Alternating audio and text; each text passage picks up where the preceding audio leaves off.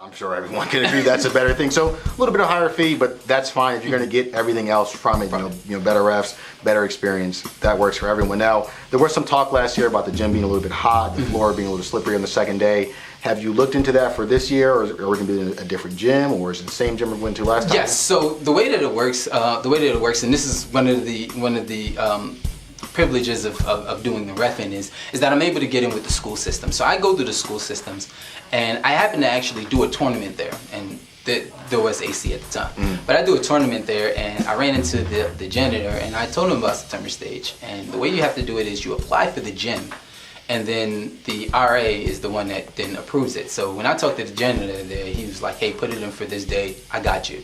And that's the reason why we got that gym. Unfortunately, he got sick. He had surgery, so they had a replacement. That replacement, and me and that replacement did not have good rapport. Like, I didn't even know them at all. Yeah. Like, when I told them, I went to go set up the gym the night before, and I told them, I'm like, yeah, so who's gonna be here tomorrow? And they're like, what closed tomorrow? He got sick, there's no one here. And I'm like, no, I paid for the gym. So that wasn't gonna happen, I don't think so. But what wound up happening is that we didn't have that rapport, so there was so many things that was off. They had to bring in someone else from another school that didn't know how to work the gym and didn't know how to work that heat. So what I wound up doing is I didn't even apply for that school this year. I applied for 3 other schools, and we're in contract right now to get one of those schools, which would have air conditioning and things like that. But that is a main focus because it's a hazard. It's a health hazard. I've been at a tournament where a player actually was dehydrated and had to go to the hospital. And we don't want that at September Stage, so that's a big focus, and we'll be stressed this year once we have the gym. Well, I'm sure people will be happy to hear about that. Better gym works for everybody, fans, players included, especially you come in day after day. And usually, I think it's the biggest issue when, one day, like, where that question comes from is the first day the floors were pretty fine, but the next day they're a little slippery. Maybe someone ran something over it, so they became a little slick. So if that's not the case this time, I'm sure a lot of people will be very happy about that. So moving on here, I know, so we have a rule here, 2 non-Muslims per team. How strict is that this year? So there were some complaints last year, certain teams, we won't say any teams specifically, but some of them may have, kind of got under the radar there with a couple people that weren't Muslim. How strict are you going to be with that in this tournament? So this tournament, we have to be extremely strict with that. Bottom line is that's the rule, and we want players to feel like they're not lied to. And our product is what we say. We want to have that integrity. So this year we're so focused on the fact of sticking to that rule with the 2 non-Muslims. And if by any chance that is broken or anything of that nature, there will be a penalty for it. For one, they would have to decide which one is not going to play. Okay. If they which one is not going to play. Now we'll have some penalty, whether it's a technical at the beginning of the game, whether it's a technical at the beginning of the game or a loss of timeout or something of that nature. We'll have something in place and in stone that will give them that penalty for breaking that contract, because we want to make sure that we're sticking to that rule. That's good. As long as that's followed, I think people will be happy about that. Like so, it wasn't a huge issue, but there was some discrepancies. Some people didn't feel like it was a little unfair that certain teams had more non-Muslim players on the team, and maybe the skill level was a little bit different. So, but hopefully this time that'll be eliminated here. Now, as far as teams, how many teams are you looking to have this time around? So we always start off with our 8. I would love to have 10 teams, and the reason why is because I want to have more competition out there. When I look at 8 teams, I would love to have 8 community teams and at least 2 out of community teams. I would love to see Charlotte come. Come on, Charlotte, come on down. We're waiting for you, because we played with them multiple years, and they have the talent to compete. So we'd love to see them. Maybe a team out of Atlanta. I've been to a tournament in Charlotte that a team out of Atlanta came, and they really played well as well. So we want to get those other communities coming in, because we want to spread that brotherhood and build that network and build those bonds that needed to be had. So we're gonna max it at 10, because after that, if you don't have 2 courts, it gets a little bit hectic as far as scheduling and things like that. But we will max it at 10. But we'll start at the 8. So we're looking at 8 now, and hopefully we can have 10 when the tournament starts. 8 teams, perfect now, or 10 teams max, perfect. How is the scheduling going to be this time? Is it going to be the same as last time, or you have the separate conferences, or are you going to do it differently this time? So pretty much what we want to do is we want to stick with the conferences, but what we want to do is balance them out a little bit better. I think that was some of the concern. One of the things is that, you know, and that's the thing with the two non-Muslim rule, is that you can't really judge the talent. You don't know what's coming. Right. So for instance, this time around, we know some of those players that came last year are now coming again, and we can now judge the talent of who needs to be in the pool. I think Draco ended up being like 6, right, on the ranking, but clearly they weren't. Yeah. So that can muddy up things, because we go ahead and we build the conferences based off of that. Now I have some different things for the conferences being built this year, and just making it solely based off of last year's standings, and just going from there. No matter who you bring, you know, wherever you're at, we're gonna go. If your team is roughly the same, you're gonna be judged off of last year and not judged off of a name or how good you may be or who else you picked up. It just really is, this is your team, this is the core of your team.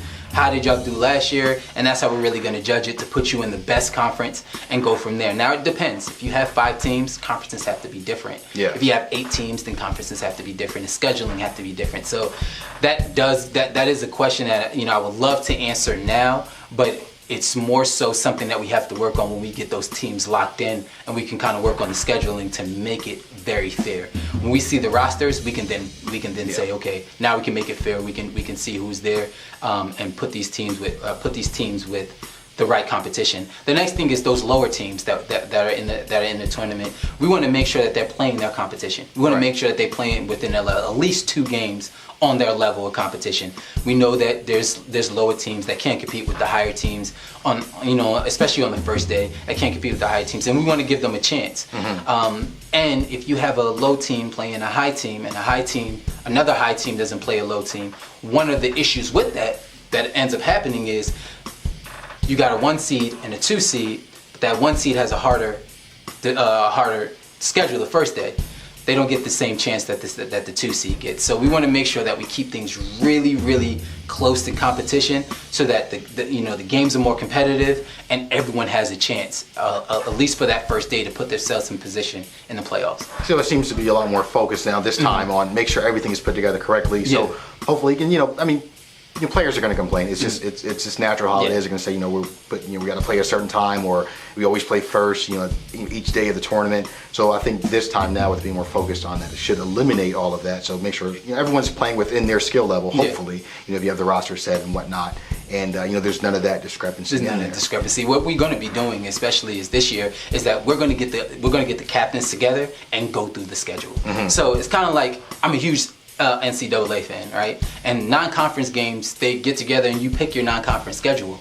So we're going to have them together, so therefore when we're picking the schedule and saying, hey, you're going to play this guy, you're going to play this guy, they can say, yeah, that makes sense. That makes sense. Or, hey, we're really not that ready for that. You know what I mean? So we won't put them against them. Now, when we do such situations like that, strength of schedule will come into it as a factor as far as seeding.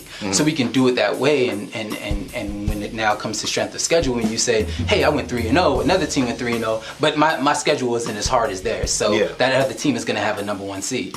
So you would, or a higher seed per se. So that's an option of us doing, and I want to bring the captains more involved when we're dealing with the scheduling, so therefore they can say, hey, we were able to pick the people who we want to play. Of course, we're going to have our rivalry games that we pick. You got to give the fans. You got to give the fans what they want. So we're going to have those games that we're going to pick off jump, but we want to bring them more into the scheduling fold, so therefore we can keep things real consistent and allow people to play up to that competition. That works. I think that's a lot better too, letting the captains pick and know who they're going to play. So all that stuff is kind of taken care of. Now, speaking of the fans as well, is there going to be like an upgraded experience for them? I know you said for the youth, like some of the younger kids, there'll be stuff for them to do. How about like while they're actually at the tournament? We have a lot of instances where kids are running around, they're kind of running on the court. Anything to kind of remedy that, so while the games are going on, there's not so much issues with children running around and actually being all over the place. So great thing is this. So we go to a tournament. I go to AAU tournament this past weekend in Greensboro. Wonderful tournament. So we go there, and one of the things that we seen was kids playing PlayStation, playing Xbox. And I mean, I think that's what these kids do all day long. So we want to open up a GameStop or a game station for them to play. Of course, it'll be a fee. for them to play, whether it be hourly or just a flat rate for them to play. But that will give them an outlet. You know, even if they're not playing the game, they'll be able to go ahead and watch it, because every kid is not interested in basketball. Right. You know, they're there because their parents are, or they're there because their father is. So we're gonna give them something that they can have, whether it be Madden, Call of Duty, 2K, you know, real wholesome games. You know, try to stay within that realm. I know they of course want to play Fortnite, but that's up for discussion. I know that could be a long game, so but for the most part, we want to set up a GameStop for them to give them that. As far as the fans are concerned, we're going to have a lot more activities for the fans so that they can be a little bit more involved, trivia, things like that, and giving them an opportunity to win some prizes and raffles, win prizes that can you know, give back to the school and give back to their school. So we want to include the fans more, and we try doing that more so with Call It Like I See It, including them. We give them that because we want them to hear what the storylines are and bringing them in, so that when they come, they're like, what am I looking for? What storyline? I want to see how this rivalry, or I didn't know that this was a concern here. I didn't know that this player didn't like this player, or this player wanted to play this player. And you know, we give them that storyline that they can follow. So we want to give them that entertainment.